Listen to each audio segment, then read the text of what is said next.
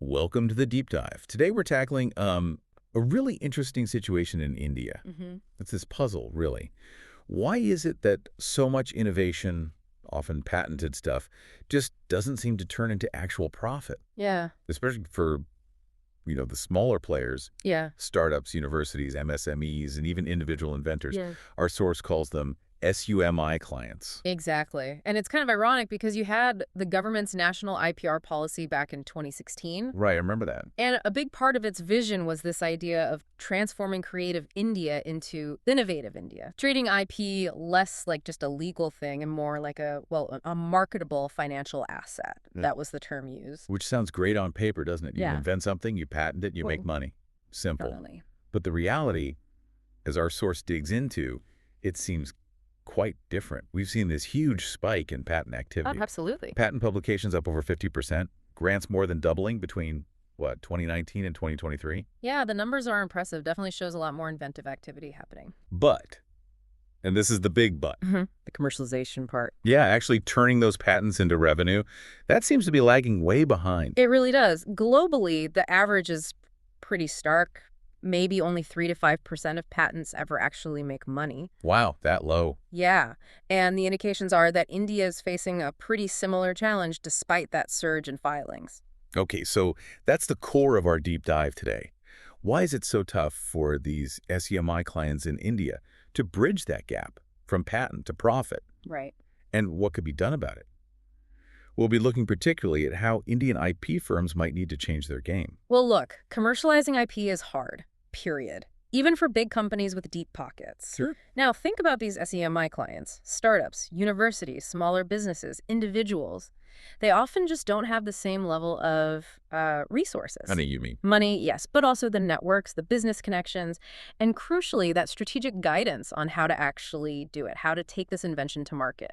Right. I mean, take universities. They're like idea factories, right? Yeah. Producing tons of research. Incredible research, often. But how much of that actually makes it out of the lab and becomes a real product, bringing in revenue? It often feels like Yeah. not much. Exactly. They might have brilliant inventions, but they often lack the dedicated setup, the business development skills, the market analysis needed to really push it out there. And then you've got MSMEs and individual inventors. Yeah, similar boat, often. They might have a fantastic idea, a great new process. But they're busy running their business or just tinkering with the invention itself. Right. They're not focused on finding who might want to license it or how to frame the value proposition or, the nitty-gritty of negotiating a deal. It's a whole different skill set. Our source does mention government efforts, like SIPAM the Cell, for IPR promotion and management. And those are important for awareness and basic capacity building. But maybe not enough for the really complex hands-on stuff needed to close a deal. That seems to be the argument, yeah. They don't always get into the weeds of the strategic and operational challenges. Which brings us to the role of IP firms. Okay, so the idea is that these firms need to evolve. Pretty much. The traditional model is very focused on, drafting the patent application, getting it filed, getting it granted, securing the legal right. A protection part. Exactly. But what's needed now, according to the source, is for them to become more like full-service commercialization partners, to go beyond just getting the patent. Okay, interesting. So what would that actually involve? Like, practically speaking. Well, the source lays out a kind of structured framework, a multi-step approach that IP firms could adopt. Let's walk through it. What's step one? It starts with an IP audit and strategic mapping.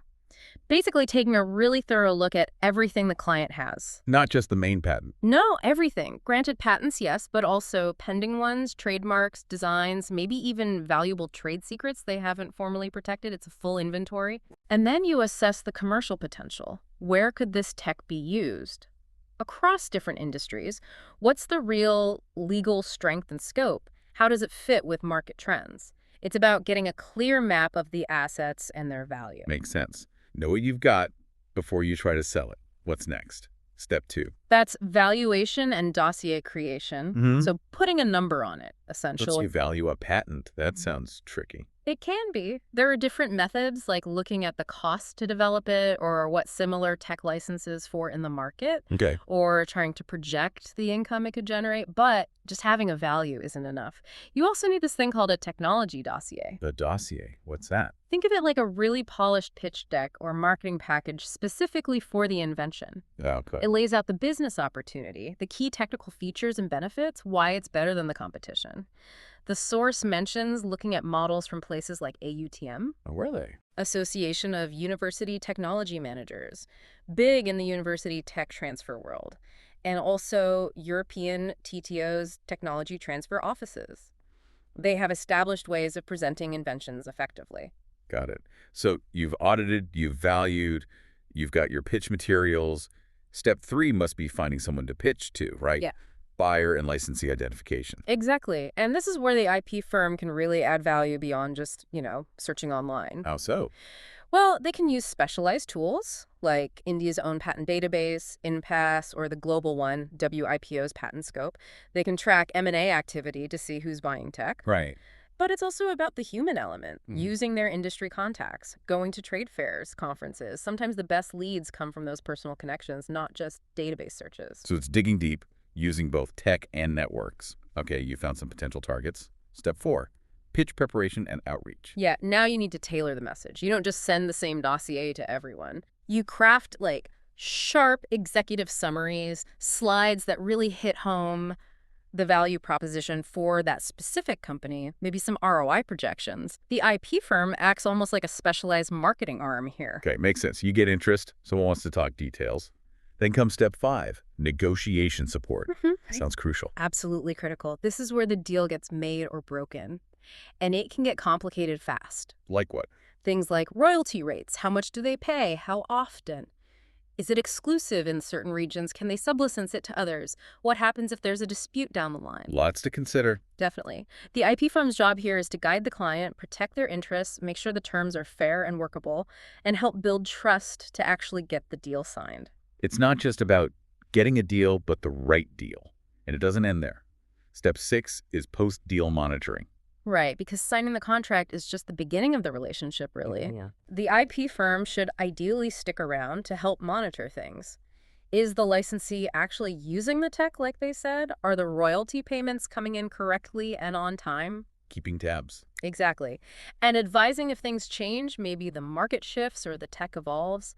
The agreement itself should ideally have things like performance milestones, ways to handle breaches, maybe even triggers for renegotiating the terms later on. It's about making sure the deal works long term. Wow. Okay. That is definitely a much more involved role than just filing the patent application. Should a whole different level of engagement, yeah. The source gives an example, right? A startup with biodegradable packaging. Yes, it's a good illustration. You have this early stage company, great green technology, very relevant today. Sustainability is huge. But they're small. They probably don't have connections inside the big FMCG companies, the fast-moving consumer goods giants who'd be potential licensees.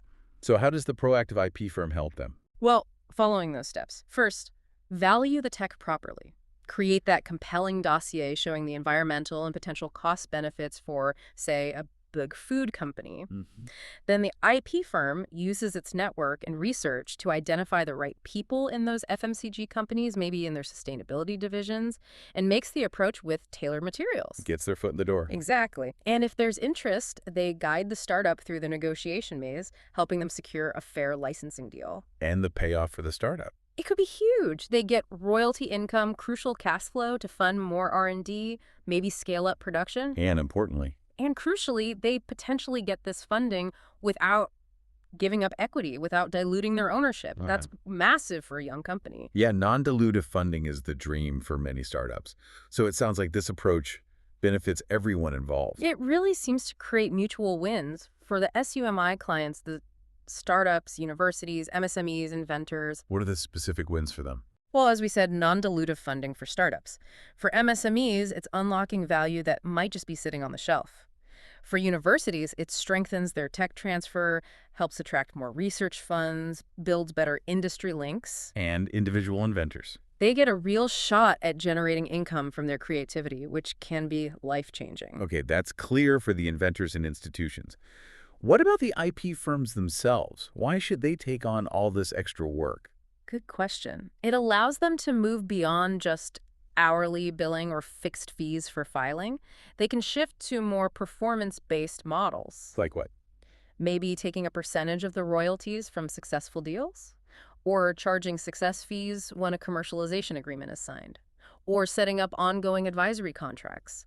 It diversifies their income and ties their success directly to their client's success. So potentially more lucrative for them too, if they're good at it. Potentially, yes, and it aligns their incentives very closely with the clients. And our source also mentions this fits well with broader national goals, right? Absolutely. You have government bodies like DPIIT, SIPAM, various incubators, all trying to boost innovation in India. Right. IP firms taking on this active commercialization role can plug right into that ecosystem. They can help showcase their clients' tech at government-supported events, get introductions facilitated by these bodies, and ultimately help close more deals that align with national innovation priorities. So they become less like just legal service providers and more like engines of innovation themselves. That's a good way to put it. Real enablers of that translation from idea to impact. So wrapping this up, it really feels like a pivotal moment for Indian IP firms, a chance to significantly redefine their role. I think so. The innovation ecosystem is maturing. The need is clearly there. By stepping up and actively guiding these SEMI clients